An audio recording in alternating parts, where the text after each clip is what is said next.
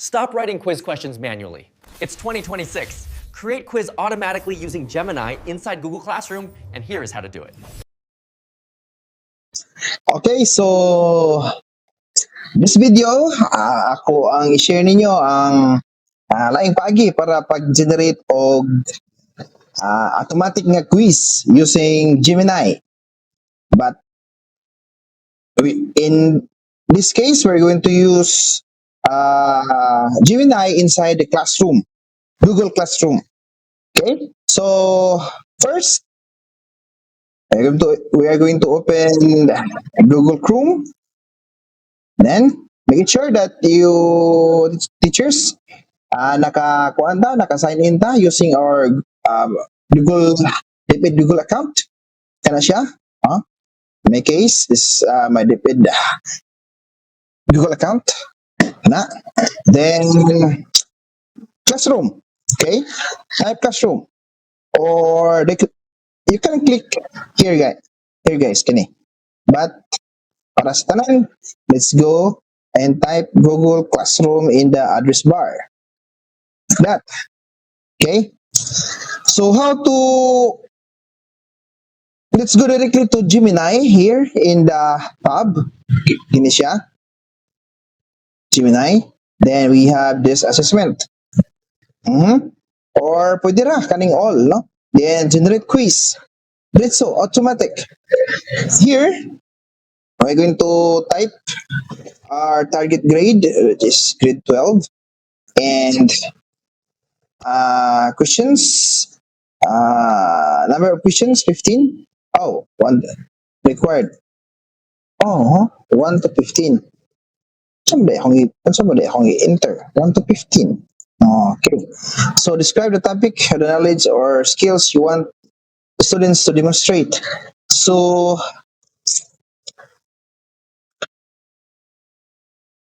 how to use the internet as a tool for effective research.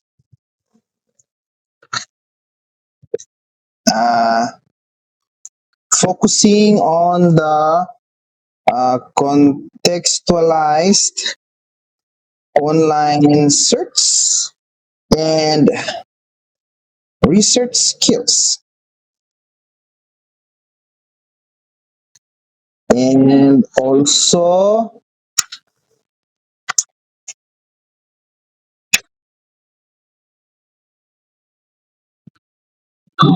ICT safety, security, and etiquette.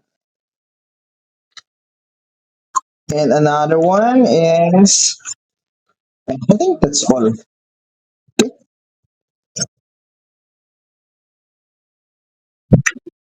ICT tools. ICT tools useful for research. ICT include the ICT tools useful in research. Okay, generate learning objectives. Okay, students are able to analyze and advanced operators. Okay, so I think we're good. So check muna natin, guys. Student will be able to analyze and apply advanced search operators and filters to refine online search. Online search to refine online search results and look at specific academic sources. Students will be able to evaluate the reliability, validity, and bias of diverse online information sources, employing established criteria for academic integrity. Students will be able to effectively collect and utilize the list 3 different information capability tools, station managers, collaboration platforms, to manage to manage, organize, or synthesize research data. Students will be able to formulate and implement strategies to ensure their personal data security and protect against common online threats. phishing malware while conducting research. Students will be able to demonstrate appropriate etiquette and ethical behavior, including proper citation and complete adherence when sharing and utilizing online research. Okay. Share. Okay. Okay. Okay. Okay. So, na-share. Okay. Okay. Submit. Hindi na kailangan yun guys ha. Um, okay na. Diretso na tayo. So, we are going to create multiple choice and true or false questions. No? Short answers, long answers, ano yan, ito ay isang, yung parang essay, no? Essay or enumeration, yan. Pero, dito, para hindi na tayo mahirapan mag-check, multiple choice and true or false. Okay, generate questions.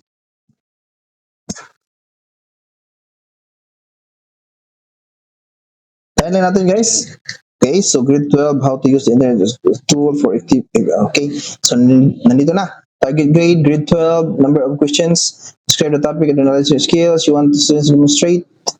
So, okay, so ito na yung mga generated questions niya guys.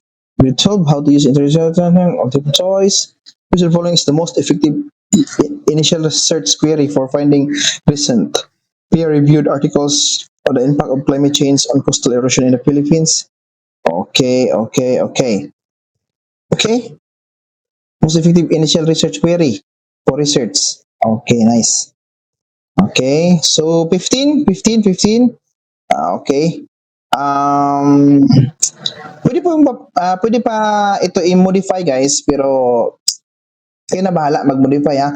So, in this video lang, i-share ko sa inyo kung paano gumawa ng, kung paano ba mag-generate ng automatic quiz using Gemini inside Google Classroom. Then, export natin. Ayan.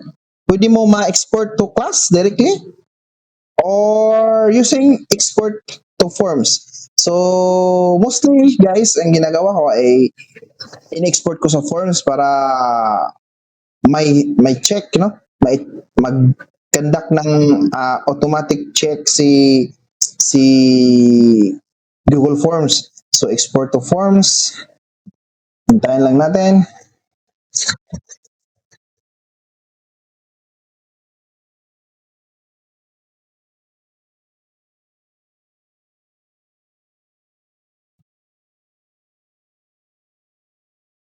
Okay, parang nahirapan eh.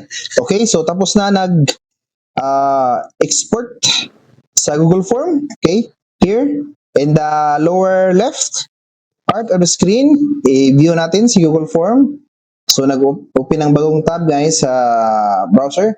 Ayan. So ito na yung ano natin, yung quiz natin nagawa ni Gemini inside Google Classroom. So yan. So 15 questions. Ayan, ayan. Ayan. Okay. Okay. So ganyan guys. Okay? So that is how to create a quiz, automatic quiz using Gemini inside Google Classroom. So, laking help to sa mga teachers. Again, this is an alternative of the automatic quiz making feature of Microsoft Teach, guys. So, it's up to you now kung anong platform ang gagamitin mo. Okay? So, that's all. Thank you for watching.